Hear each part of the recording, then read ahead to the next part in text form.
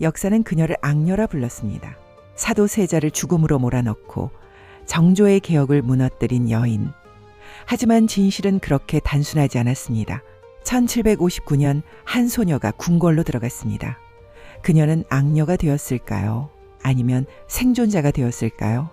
1745년 조선 후기 한 소녀가 경주 김씨 집안에서 태어났습니다. 그녀의 이름은 역사의 정순왕으로 기록될 것입니다. 그녀의 어린 시절은 평범했습니다. 양반가의 교수로서 예절을 배우고 글을 익히며 조용히 자랐습니다. 그러나 운명은 그녀에게 평범한 삶을 허락하지 않았습니다. 1759년 그녀가 15세가 되던 해 궁궐에서 사람이 왔습니다. 61세의 영조 임금이 그녀를 왕비로 간택한 것입니다. 46세의 나이차, 할아버지 뻘되는 남자와의 결혼, 그것은 선택이 아닌 운명이었습니다. 어린 소녀는 궁궐로 들어갔습니다. 화려한 궁궐, 그러나 그 안은 당쟁과 음모로 가득했습니다. 그녀는 알아야 했습니다. 이곳에서 살아남기 위해서는 말을 아껴야 한다는 것을. 1762년 입궁한 지 3년 후 그녀는 충격적인 광경을 목격했습니다. 사도세자가 뒤주에 갇혀 죽어가는 모습을. 영조의 명령이었고 그녀는 18세의 어린 왕비였습니다. 그녀는 무엇을 할 수 있었을까요? 아무것도 할 수 없었습니다. 그저 침묵했습니다. 그것이 그녀가 배운 생존의 첫 번째 법칙이었습니다. 1776년 3월 영조가 83세의 나이로 승하했습니다. 제위 52년 조선 역사상 가장 오래 왕위에 있었던 군주였습니다. 사도세자의 아들 정조가 즉위했습니다. 그리고 정순왕후는 32세의 젊은 나이에 대왕대비가 되었습니다. 하지만 그녀와 정조 사이에는 보이지 않는 벽이 있었습니다. 정조는 알고 있었습니다. 할머니가 아버지의 죽음을 방조했다는 것을, 아니 어쩌면 방관을 넘어 동조했을지도 모른다는 것을. 그러나 정조는 영리했습니다. 그는 복수보다 왕권 안정을 택했습니다. 표면적으로는 대왕 대비를 공경했고 예를 갖췄습니다. 그것이 왕으로서의 책무였습니다. 궁궐 안은 여전히 당쟁의 소용돌이였습니다. 노론, 소론, 남인, 북인, 각 붕당들은 서로를 견제하며 권력을 다투었습니다. 정순왕후는 노론과 가까웠습니다. 그녀의 집안이 노론이었고 사도세자 사건도 노론의 입장에서 이루어진 일이었습니다. 그녀는 그들과 운명을 같이 할 수밖에 없었습니다. 그녀는 조용히 살았습니다. 겉으로는 대왕대비로서 위엄을 지키며 정치에 개입하지 않는 척했습니다. 하지만 밤이 되면 은밀히 노론 대신들을 만났습니다. 그들은 속삭였습니다. 전하, 때가 올 것입니다. 정조의 시대는 영원하지 않습니다. 정순왕후는 대답하지 않았습니다. 다만 고개를 끄덕일 뿐이었습니다. 그녀는 인내하는 법을 알았습니다. 15세에 궁궐에 들어온 이후 그녀가 배운 것은 기다림이었습니다. 권력은 돌고 도는 것이라는 것을 그녀는 너무나 잘 알고 있었습니다. 세월이 흘렀습니다. 10년, 20년. 정조의 치세가 계속되는 동안 정순왕후는 창덕궁 한 구석에서 조용히 지냈습니다. 그녀는 때때로 창밖을 바라보았습니다. 궁궐 밖 한양의 풍경을 변해가는 세상을. 하지만 그녀의 세상은 변하지 않았습니다. 여전히 궁궐 안에 갇혀 있었습니다. 그녀는 가끔 생각했습니다. 만약 15세에 궁궐에 들어오지 않았다면 어떤 삶을 살았을까? 평범한 양반가의 아내로 아이를 낳고 평온한 노년을 맞이했을까? 하지만 그런 생각은 무의미했습니다. 운명은 이미 정해져 있었고 그녀는 그 운명 속에서 살아남는 것만이 목표였습니다. 20년이 넘는 시간 동안 그녀는 단 한 번도 권력의 끈을 놓지 않았습니다. 표면적으로는 물러나 있었지만 그녀의 영향력은 여전히 노론 내부에 깊이 뿌리내리고 있었습니다. 정조는 위대한 개혁군주였습니다. 그는 아버지의 원한을 넘어 조선을 새롭게 만들고자 했습니다. 1776년 즉위 직후 그는 규장각을 설치했습니다. 왕립 도서관이자 연구기관, 그곳에서 젊은 학자들이 모여 새로운 조선을 꿈꾸었습니다. 그는 탕평책을 펼쳤습니다. 노론, 소론을 가리지 않고 능력 있는 신하를 등용했습니다. 당파의 벽을 허물고 왕권을 강화하려 했습니다. 수원, 화성을 건설했습니다. 그곳은 단순한 성곽이 아니었습니다. 아버지 사도세자의 묘를 옮기고 새로운 정치의 중심지를 만들려는 야심찬 계획이었습니다. 그러나 정조의 앞길은 험난했습니다. 노론 벽파는 그의 개혁을 극렬히 반대했습니다. 그들에게 정조의 탕평책은 자신들의 기득권을 위협하는 것이었습니다. 정순왕후는 이 모든 것을 지켜보았습니다. 침묵 속에서. 그녀는 정조의 개혁이 성공하기를 바라지 않았습니다. 왜냐하면 그의 성공은 곧 노론의 그리고 자신의 몰락을 의미했기 때문입니다. 두 사람 사이에는 보이지 않는 전쟁이 있었습니다. 정조와 정순왕후, 손자와 할머니, 왕과 대왕 대비. 대전에서 만날 때면 그들은 예를 갖췄습니다. 정조는 삼배를 올렸고 정순왕후는 자애로운 미소를 지었습니다.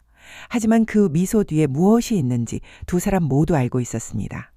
정조는 밤마다 홀로 책을 읽었습니다. 촛불 하나만 켜놓고 유학 경전을 읽으며 길을 찾으려 했습니다. 어떻게 하면 아버지의 명예를 회복하고 동시에 조선을 개혁할 수 있을까? 하지만 그는 지쳐갔습니다.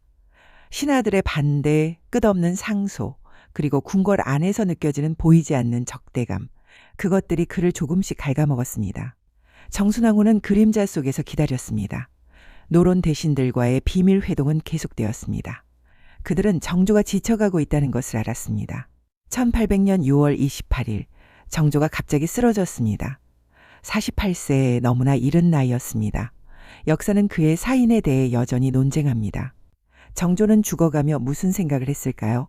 미완으로 남은 개혁을, 어린 아들 순조를, 그리고 자신이 죽은 후 펼쳐질 세상을 생각했을까요?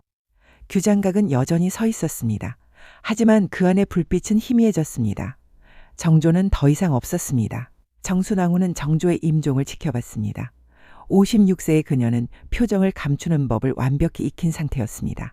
그녀의 얼굴에는 슬픔이 있었을까요? 아니면 무언가 다른 감정이 있었을까요? 대전은 숙연했습니다. 신하들이 곡을 했고 왕비가 통곡했습니다. 하지만 그 슬픔 뒤에서 정치는 이미 움직이기 시작했습니다. 11세의 어린 순조가 즉위했습니다. 조정은 혼란스러웠습니다. 누가 어린 왕을 보필할 것인가? 답은 정해져 있었습니다. 정순왕후. 그녀가 수렴청정을 시작했습니다. 56세의 나이로 40년 만에 다시 권력의 중심에 섰습니다. 권력은 달콤했습니다. 15세에 궁궐에 들어와 32세에 대왕대비가 되고 그 후 24년을 그림자 속에서 보낸 그녀에게 이것은 마지막 기회였습니다. 그녀가 첫 번째로 한 일은 정조의 개혁을 무너뜨리는 것이었습니다. 규장각은 유명무실해졌고 탕평책은 폐기되었습니다. 정조를 지지했던 남인 신하들은 하나둘씩 궁에서 쫓겨났습니다. 노론이 다시 권력을 잡았습니다. 정순왕후의 친인척들이 요직을 차지했고 안동 김씨 일가가 조정을 장악했습니다. 정조의 24년 개혁은 순식간에 무너졌습니다. 마치 모래성처럼. 그리고 그 모래성을 무너뜨린 것은 한 여인의 손이었습니다.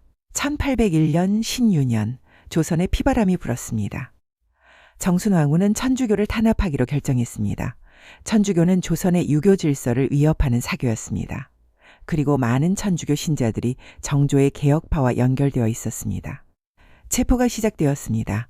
남인 학자들, 천주교 신자들이 끌려왔습니다. 고문이 자행되었고 배교를 강요당했습니다. 정약용의 형 정약종이 순교했습니다. 그의 아내 유소사도 함께 죽었습니다. 이승훈, 권상현, 홍교만, 수많은 사람들이 참수되거나 장살당했습니다. 신유박해 300여 명이 목숨을 잃었습니다. 그것은 종교 탄압이었지만 동시에 정치적 숙청이기도 했습니다. 정순왕후는 이 모든 일을 대왕 대비전에서 지켜보았습니다. 그녀의 명령으로 사람들이 죽어갔습니다. 그녀는 양심의 가책을 느꼈을까요? 1802년 순조가 15세가 되면서 수렴청정이 공식적으로 끝났습니다. 하지만 실질적 권력은 여전히 정순왕후와 노론에게 있었습니다. 세도 정치가 본격화되었습니다. 안동 김씨 일가가 조정을 완전히 장악했습니다. 김조순을 시작으로 김씨 일가는 60년간 조선을 지배하게 됩니다. 백성들의 삶은 피폐해졌습니다. 삼정의 문란이 심화되고 수탈이 극심해졌습니다. 탐과 놀이들이 횡행했고 민난이 일어나기 시작했습니다. 정순왕후는 이를 방관했습니다. 아니, 묵인했습니다. 그녀에게 중요한 것은 노론의 권력 유지였고 그것이 곧 자신의 안전이었습니다. 정조가 그토록 막으려 했던 세도 정치. 그것은 정순왕후의 수렴청정 기간 동안 뿌리를 내렸고 결국 조선 몰락의 씨앗이 되었습니다. 역사는 그녀를 어떻게 기억할까요? 악녀, 많은 역사서가 그녀를 그렇게 기록했습니다. 사도세자의 죽음을 방조한 여인, 정조의 개혁을 무너뜨린 여인, 신유박해를 주도한 여인, 세도 정치를 방치한 여인. 하지만 다른 목소리도 있습니다. 그녀는 15세, 61세 노인과 결혼해야 했던 소녀였습니다. 당쟁이 한가운데서 살아남아야 했던 여인이었습니다. 선택의 여지가 없었던 희생자였습니다. 만약 그녀가 사도세자를 구하려 했다면 어땠을까요? 18세 소녀가 영조를 막을 수 있었을까요? 오히려 그녀 자신이 위험에 처했을 것입니다. 만약 그녀가 정조의 개혁을 지지했다면 노론은 그녀를 버렸을 것이고 그녀는 궁궐 안에서 고립되었을 것입니다. 역사는 복잡합니다. 선과 악으로 나눌 수 없는 회색지대가 존재합니다. 정순왕후는 그 회색지대에 있는 인물입니다. 1805년 1월 13일 정순왕후가 창경궁 경춘전에서 숨을 거두었습니다. 향년 61세. 그녀의 일생은 60년이 넘었습니다. 그 안에는 생존이 있었고 권력이 있었고 비극이 있었습니다. 그녀가 죽은 후 조선은 계속 흘러갔습니다. 하지만 그녀가 만든 세도 정치의 시스템은 조선을 점점 더 깊은 수렁으로 빠뜨렸습니다. 60년 후인 1863년 흥선대원군이 등장하여 세도 정치를 끝냈습니다. 하지만 그때는 이미 너무 늦었습니다. 조선은 쇠락의 길을 걷고 있었고 30년 후 나라는 사라졌습니다. 우리는 묻습니다. 정순왕후는 악녀였을까요? 희생자였을까요? 가해자였을까요? 시스템의 희생자였을까요? 그녀는 권력을 위해 모든 것을 희생했습니다. 하지만 그 권력이 그녀에게 진정한 행복을 주었을까요? 61년의 생 동안 그녀는 진정으로 자유로웠던 적이 있었을까요? 역사는 명확한 답을 주지 않습니다. 다만 질문을 던질 뿐입니다. 그리고 우리 각자가 스스로 답을 찾아야 합니다. 정순왕후, 한 여인의 파란만장한 일생이 이렇게 끝났습니다. 여인실록. 우리는 역사 속 여성들의 이야기를 다시 읽습니다. 그녀들은 영웅이었고 악녀였고 예술가였고 투사였습니다. 하지만 무엇보다 그녀들은 한 명의 인간이었습니다. 자신의 시대를 살아낸 인간이었습니다. 역사는 그녀들을 한마디로 정의하려 합니다. 하지만 인간은 그렇게 단순하지 않습니다. 우리 모두가 그렇듯이. 다음 이야기에서 또 만나겠습니다. 여인실록은 계속됩니다.